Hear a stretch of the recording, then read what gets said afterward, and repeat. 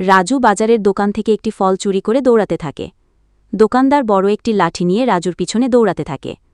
অনেক সময় রাজুকে দাবড়ানোর পর রাজুকে ধরে ফেলে এবং রাজুকে অনেক মেরে ফলগুলো নিয়ে চলে যায়। রাজুর এই অবস্থা দেখে একটি বিড়ালছানা এবং একটি সিংহছানা অনেক হাসাহাসি করে রাজুকে নিয়ে।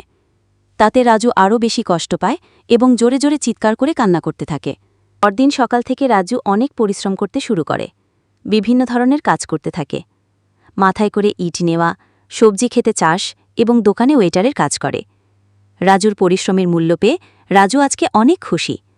রাজুর সব টাকা নিয়ে তার বুড়ো দাদুর হাতে তুলে দেয়। রাজুর দাদু আজকে অনেক খুশি।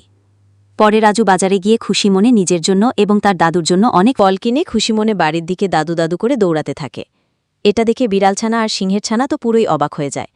ওরা ভাবতে থাকে, রাজু এটা কিভাবে করল। বন্ধুরা, ভিডিওটা ভালো লাগলে ভিডিওটি একটা লাইক এবং চ্যানেলটা সাবস্ক্রাইব করে দিয়ে যাবেন।